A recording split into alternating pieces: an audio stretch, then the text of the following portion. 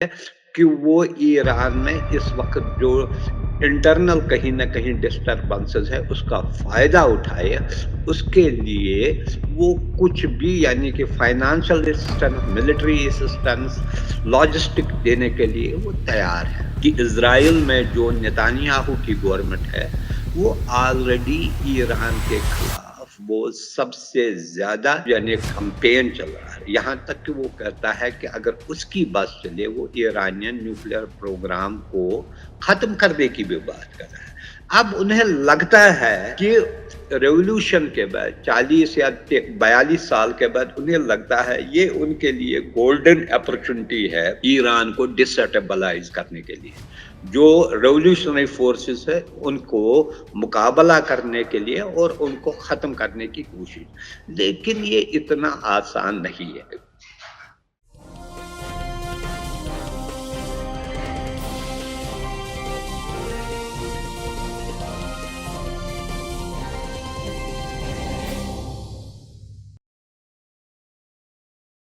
Hello, नमस्कार, आदाब, सत श्री अकाल और अस्सलाम वालेकुम। मैं हूं मोहम्मद अहमद काज़मी लेकर आया हूं आपका पसंदीदा कार्यक्रम आपके रूबरू। इस कार्यक्रम में हम आपको कुछ खबरों पर कुछ जानकार लोगों के साथ चर्चा करके कुछ वो इन्फॉर्मेशन पहुंचाने की कोशिश करते हैं जो आपको आम तौर पर दूसरे माध्यमों से नहीं मिलती। इस वक्त इंटरनेशनल खबरों में एक और नई चीज़ एक तो ये है कि यूक्रेन और रूस के बीच में कोई बातचीत का कोई रास्ता बन रहा है, कुछ कंडीशंस रखी गई हैं, उस पर बात करेंगे। और इसके अलावा अमेरिका के former national security adviser John Bolton ने बीबीसी के साथ इंटरव्यू में कहा है कि ईरान के जो अपोजिशन ग्रुप्स हैं, उनको हथियार इराकी कुर्दिस्तान से मिल रहे हैं। इसके अलावा उन्होंने ये भी कहा है कि ये जो प्रोटेस्ट हैं, उसके नतीजे में ईरान में हुकूमत बदल सकती है, रजीम चेंज हो सकता है। उधर ईरान के आर्मी चीफ ने कहा है कि जो सुपर पावर अपने आप को समझते हैं मुल्क, वो कभी सोच भी नहीं सकते कि ईरान पर हमला करें। ये है। और उसके अलावा भी दुनिया में और बहुत सी चीजें हैं जिस पर हम बात करेंगे। हमारे साथ खास मेहमान हैं सीनियर जर्नलिस्ट शेख मंजूर साहब। आज वो श्रीनगर में हैं, वहां भी उन्होंने हमारे लिए वक्त निकाला, उसके लिए बहुत बहुत शुक्रिया।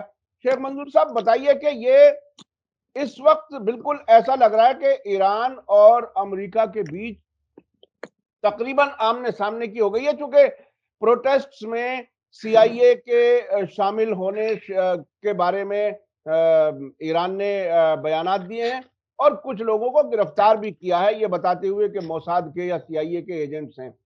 ऐसी हालत में अब आपको क्या लगता है, अमेरिका और ईरान की सियासत किस तरफ जा रही है? देखिए, अगर हम देखेंगे इस मसले को, हमें इसको सीरियसली लेना चाहिए इस वजह से कि यूक्रेन वॉर में जितना ये खिंच गया, इससे ड्रेन हो गई है वेस्टर्न कंट्रीज की इकोनॉमी।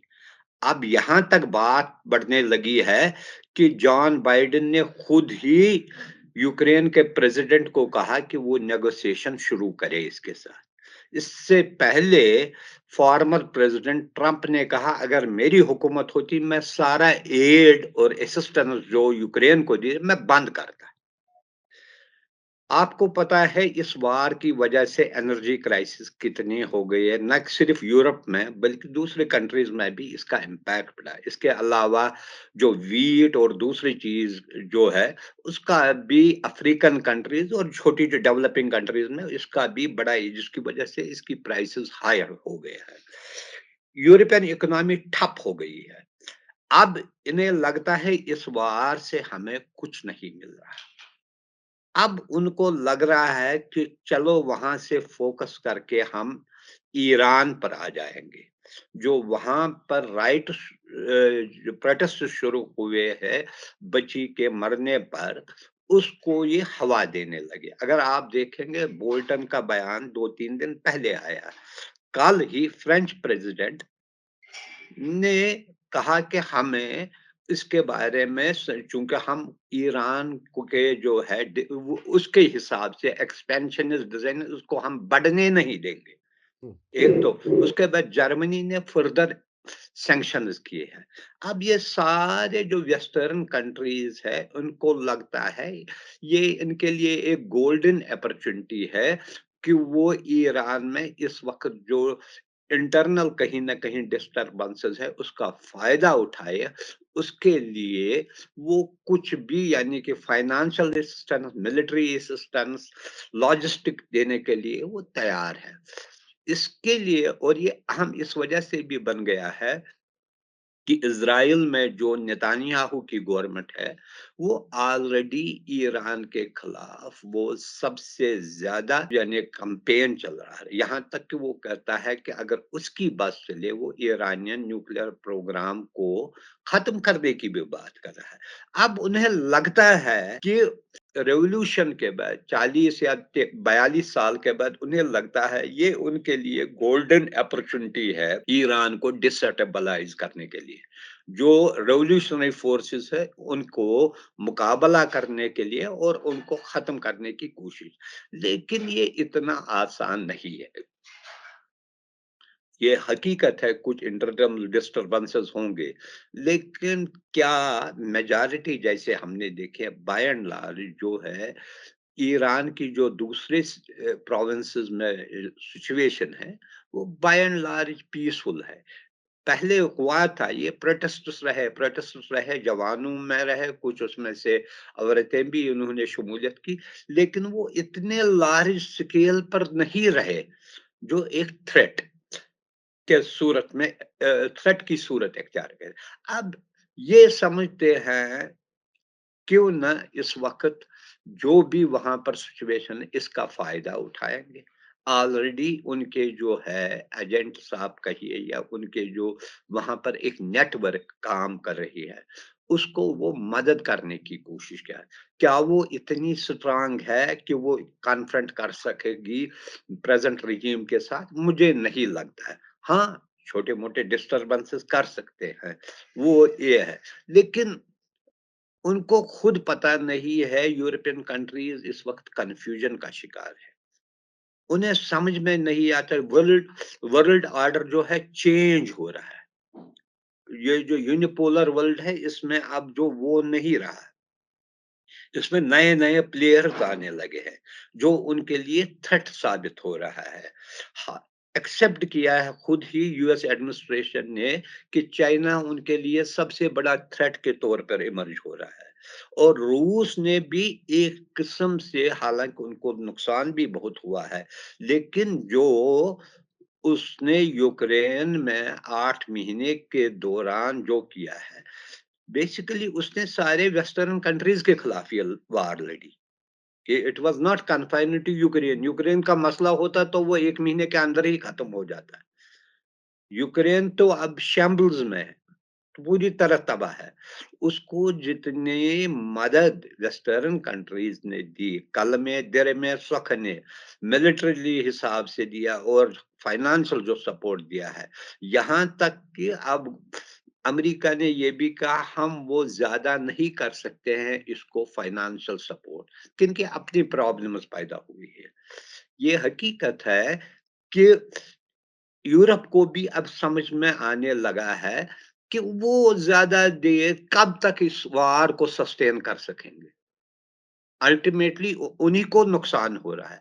इसलिए इसलिए ये चाहते हैं कोई फेस सेविंग मिले, जिसकी वजह अब फेस सेविंग क्या होगी मुझे समझ में नहीं आता है। क्या रशिया सिर्फ़ ऐसे ही निकलेगा वापस? It is not possible. हुँ, हुँ। उसको कुछ न कुछ उनको दे अब ये क्या करता है वहाँ से फ़ोकस शिफ्ट करके अब सारी जो एनर्जीज़ है, वो ईरान के फ़ोकस करना चाहते हैं।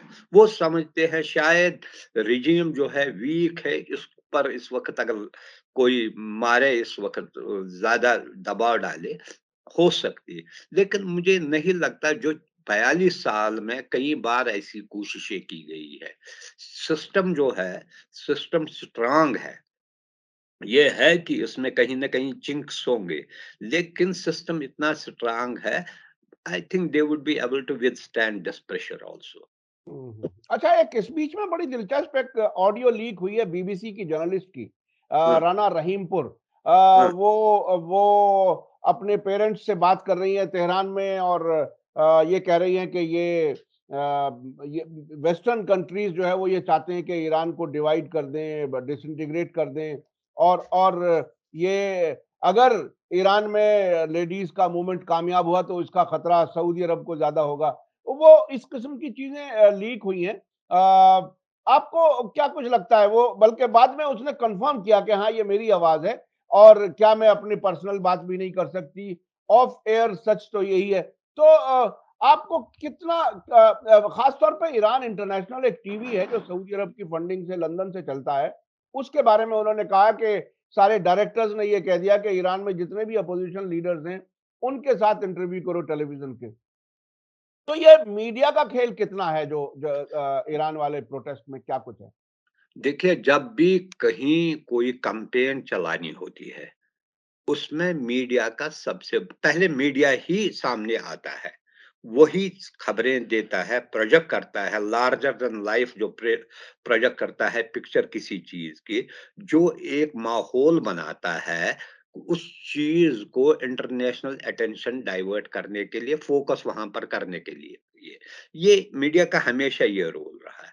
ये मीडिया कैंपेन ये हमने सेकंड वर्ल्ड वॉर में देखा है, वो जो गोबेल का है, फिर हमेशा मीडिया को के ज़रिए ऐसी चीज़ें फैलाई जा रही है। अब ये जो है मसला जो है कुर्दिस्तान का मसला, कुर्दिस्तान 4 हिस्सों में है।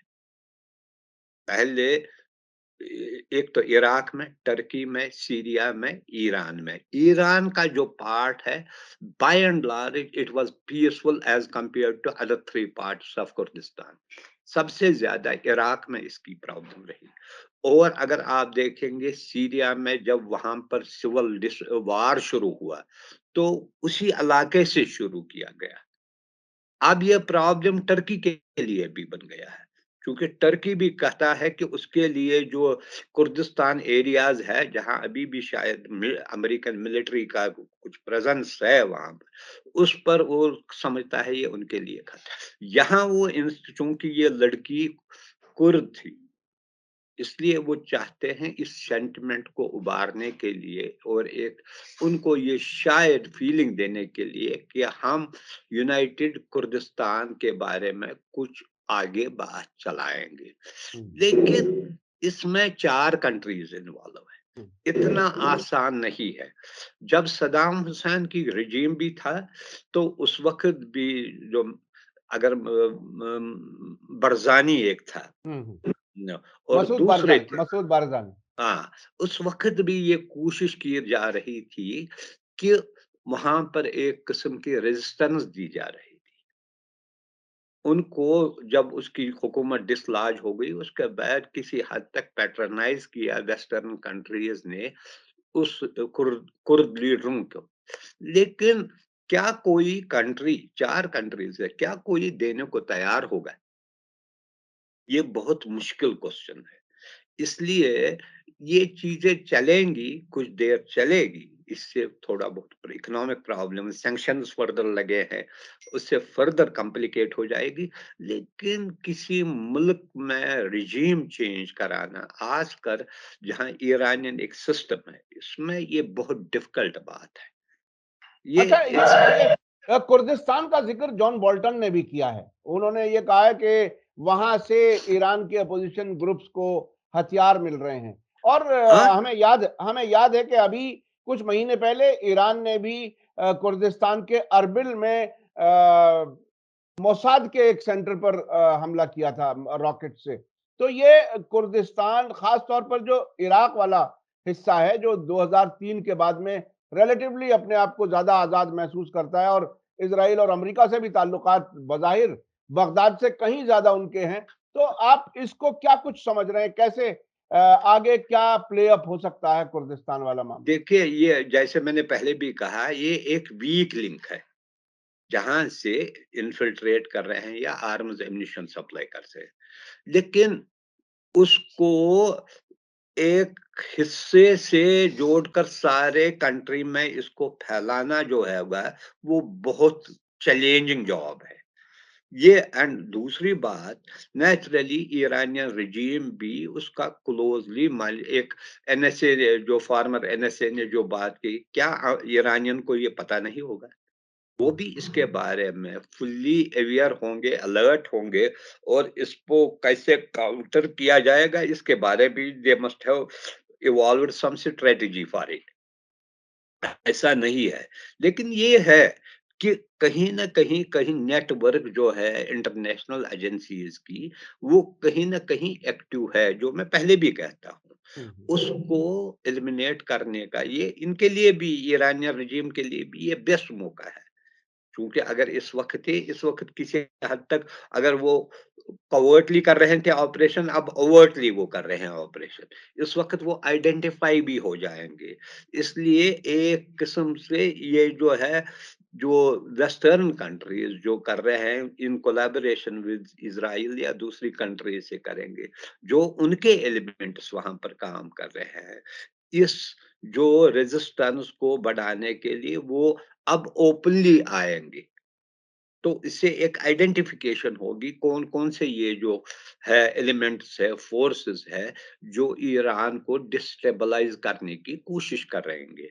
और ये मौका है हुकूमत के लिए, अगर उनके साथ डिसाइसिवली डील करे, ताकि अमन-अमान कायम रहे। हाँ, अगर जो लोकल इनके इंटरनल प्रॉब्लम्स है, they need to address them compassionately. अच्छा, आपने क बताया कि ईरान के लिए ये बेहतरीन मौका है और वो आइडेंटिफ़ाई करना भी आसान होगा। मुझे याद आता कल ही इज़राइल के मीडिया में किसी एक्सपर्ट ने कहा कि इस वक़्त अमेरिका और इज़राइल की खुफिया एजेंसियों के लिए बेहतरीन मौका है ईरान में इंटरवीन करने का, ताकि वहाँ हुकूमत बदली जा सके। तो एक तरह से दोनों तरफ से उसको एक मौके के तौर पर इस्तेमाल कर रहे हैं। क्या ईरान इतना आसानी से कुछ कोई तब्दीली एक्सेप्ट कर सकता है? क्योंकि अभी हालात तो काफ़ी बदल रहे हैं और इसमें इस मौके पर ईरान के आर्मी चीफ ने एक बात कही है कि कोई भी अपने आप को सुपर पावर समझने वाला, ज़ाहिर है वो अमेरिका के लिए इशारा है कि ईरान पर हमला करने की हिम्मत नहीं कर सकता। आपको ईरान की जो मौजूदा ताकत है उसके बारे में क्या ख़्याल है? क्या क्या कुछ है जो इतनी मजबूती से वो बात कह रहे हैं? देखिए, अगर आपने देखा क्या पिछले 42 साल से इन मुल्कों ने कोशिश नहीं की होगी वहाँ पर जो है, जो रिजीम है उसको चेंज करने की। कई बार ला पास्ट में भी अटेम्प्ट्स हुए हैं, और वो पूरी तरीके से कामयाब भी नहीं, नाकाम ही हुए हैं। ये उसका एक और फ़ेज़ है। अगर आप देखेंगे जब वो प्रोटेस्ट्स हुए, उससे पहले आपको पता है एक बिगिनिंग में जब ईरान, वो जो अमेरिका के जो जहाज़ वहाँ पर वो ये चालू रहता है, हुँ, हुँ। और 80s से लेकर अब तक एक कंसोलिडेशन हुई होगी रिजीम की। उस वक़्त बिगिनिंग था, उस वक़्त उथल-पुथल थी। उसको बाद ओवर द ईयर्स एक सिस्टम इमर्ज हुआ है। इस सिस्टम को पता होगा कि कहाँ पर लूप होल्स है। अगर हम कुर्दिस्तान की ही बात करेंगे, जो उनको लगता है ये वीक नर्व है, उसको प्लग करने के लिए ईरानियन रिजीम ने भी कुछ एक्शन ली होगी। ताकि उनको पता होगा कौन-सा रूट है, कौन-सा एरिया है, जहाँ से इन्फिल्ट्रेट होते हैं ये, यहाँ से आर्म्स एंड एम्युनिशन सप्लाई होता है, जो ग्रुप्स जो है ओपोनेंट ग्रुप्स है इनके लिए। ऐसा नहीं है कि दूसरा साइड बस सो ही रहता होगा। हुँ, हुँ। उनको पता है, बिकॉज़ उन पर ब्रंट उन पर है। वो उन्हें हर एक चीज़ का पता होगा, कहाँ से ये हो रहा है।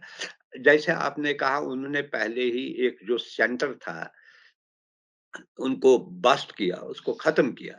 उनको पता होगा, आइडेंटिफ़ाई किया होगा, और हाल ही में उन्होंने बहुत सारे लोगों को अरेस्ट भी किया है, जो इसको मूवमेंट को प्रोटेस्ट जो मूवमेंट है इसको बढ़ाने की कोशिश कर रहे हैं, और उससे लीड्स उनको मिलते होंगे। कि क्या कर कहाँ-कहाँ है, कहाँ-कहाँ से ये जो है सेल्स जो है, स्लीपर सेल्स जो ये कहते हैं, वो कहाँ पर करते हैं काम, कौन-कौन सी जगह है।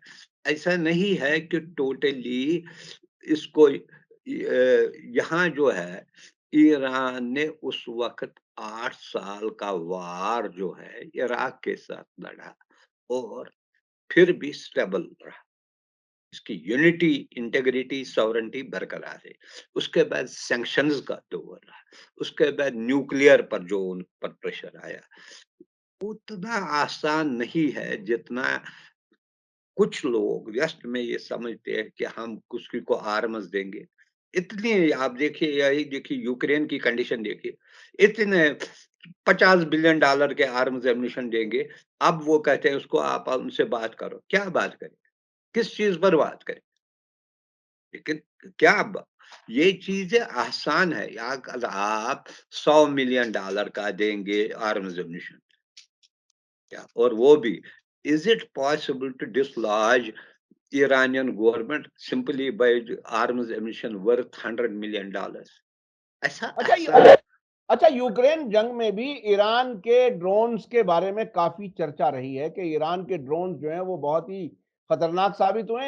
एक लेवल तक तो ईरान उसको डिनाई करता रहा, लेकिन बाद में एक फॉरेन मिनिस्ट्री का बयान आया कि जंग शुरू होने से पहले हमने कुछ हथियार रूस को दिए थे। तो अब वो जो यूक्रेन में उनके ड्रोन्स या दूसरे हथियारों ने काम किया है, क्या उससे उसी से ज्यादा परेशान हुए हैं, रिजिम चेंज के लिए फिर से कोशिश कर रहे हैं क्या?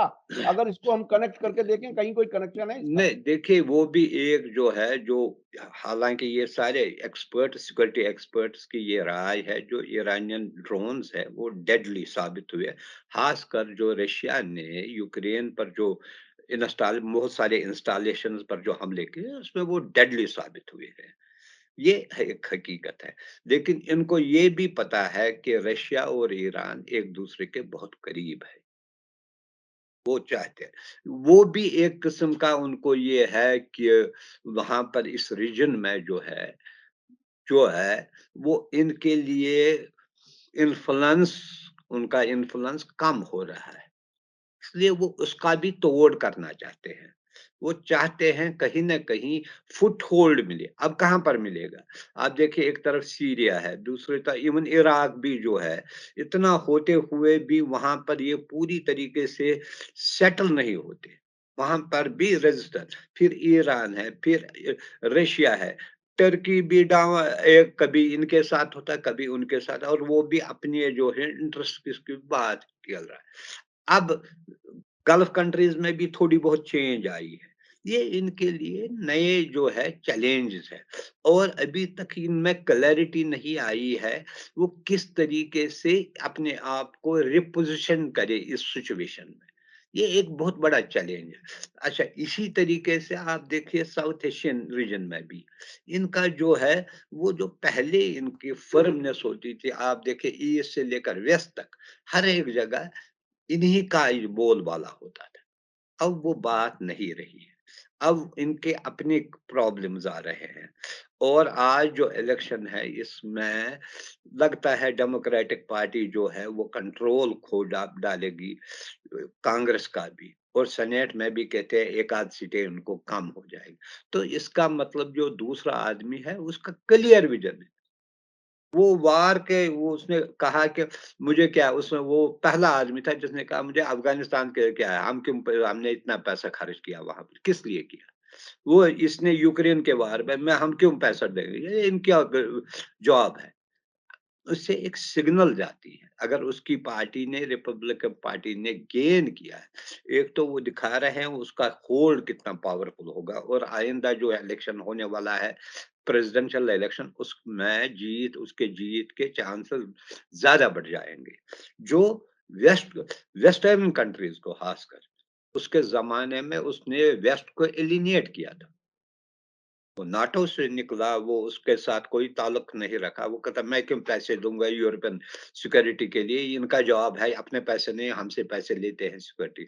वो हर एक चीज़ में उसकी जो थिंकिंग थी टोटली डिफरेंट थी। इसलिए इनके लिए जो है ये अभी कन्फ्यूज़ है, कोई पॉलिसी उनकी इमर्ज नहीं होती है जिस पर नेशनल कंसेंसस होगी। चाहे वो डेमोक्रेट्स हो या रिपब्लिकन है, जो एक दुनिया के लिए एक पॉलिसी क्या होगा इसका व्यू, उसके हिसाब से हैंडल करेंगे।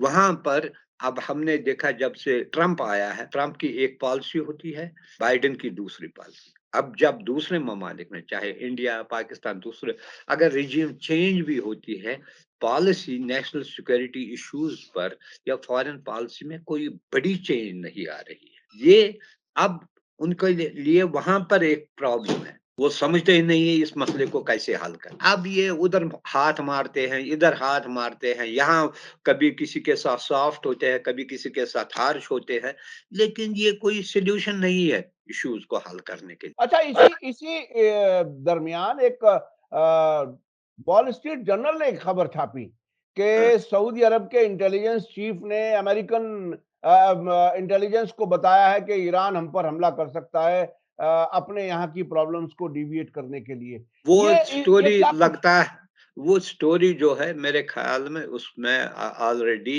ईरान ने इसके बारे में क्लैरिटी दी, हमें कोई इंटेंशन नहीं। ये इस माहौल को गर्म करने के लिए ऐसी स्टोरीज दिया जाते हैं। सऊदी अरब ने खुद इस पर यानी कि न डिनायल किया न कंफर्म किया, हाँ। लेकिन ये एक किया जाता है जब कहीं वो करना चाहते हैं तो हर तरफ की स्टोरीज प्लांट की जाती है, उनको दिया जाता है, ताकि दूसरे ममालिक भी इस जो प्रोसेस में वो उनका साथ दे। हम्म। बेसिकली ये वही एक है।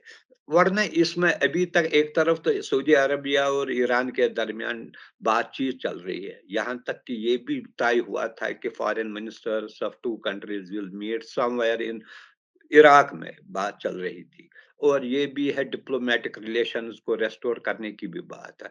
अब उस दौरान कोई ये देता है स्टोरी, इसका मतलब दौरान अगर कुछ उन्होंने पॉजिटिव स्टेप्स लिए हैं या उम्मीद थी कि फ्यूचर में नॉर्मलाइज हो जाएगी रिलेशन, उस पर पानी फेरने के बराबर है ये। हाँ, तो क्योंकि ये अमेरिकन मीडिया ने ये काम किया कि वो किसी तरह से ईरान और सऊदी अरब को नजदीक ना आने दें। ये बहुत ही ये डेफिनेटली होगा एक ये, हाँ, क्योंकि अगर दोनों जो कंट्रीज है मिल जाएंगे कहीं ना कहीं इनमें आइडियाज के बारे में, पॉलिसीज के बारे में, तो खासकर मिडल ईस्ट रीजन में बहुत हद तक स्टेबिलिटी आ जाएगी।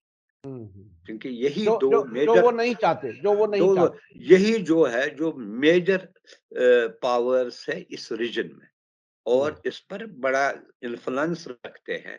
इसलिए ये दोनों कंट्रीज के लिए ज़रूरी है, वो अगर छोटे से डिफरेंसेस होंगे इश्यूज़ पर, ये उनको ख़त्म करके एक यूनिफाइड फ्रंट बनाए, ताकि जो दूसरे जो एलिमेंट्स है या थर्ड फोर्सेस जो वहाँ पर इंटरफेयर करना चाहते हैं, उनके लिए बहुत कम गुंजाइश रहेगी वहाँ पर अपना इन्फ्लुएंस कायम करने के लिए। जी। बहुत-बहुत शुक्रिया शेख मंजूर साहब, आपने हमें वक़्त दिया। ख़ास तौर पर आपने जिस तरह से ईरान के हालात पर भी बताया कि वहाँ डिस्टेबलाइज़ करने की कोशिश, रेज़ीम चेंज करने की कोशिश, लेकिन उसके इम्कान नहीं है। बहुत सी कोशिशें अब से पहले भी होती रही हैं।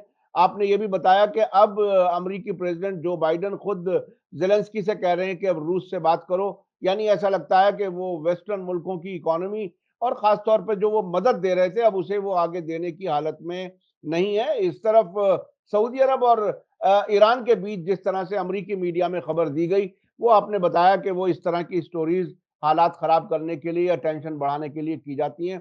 आपके तजुर्बात इसमें आते हैं, इससे हम बहुत कुछ सीखते, समझते हैं और हमारे दर्शक भी आपको काफ़ी पसंद करते हैं। कमेंट्स के ज़रिए उसका अंदाज़ होता है। बहुत-बहुत शुक्रिया शेख थैंक मंजूर यू, साहब। Thank you. इसी के साथ मुझे दीजिए इजाज़त। धन्यवाद, शुक्रिया। जय भारत, जय हिंद। मीडिया स्टार वर्ल्ड के और वीडियो देखने के लिए हमारे चैनल को सब्सक्राइब करें और सीधे नोटिफिकेशन पाने के लिए बेल आइकन दबाएं। और अगर हमारी खबर सच्ची और अच्छी लगे तो अपने व्हाट्सएप, इंस्टाग्राम, फेसबुक और ट्विटर अकाउंट पर ज़रूर शेयर करें।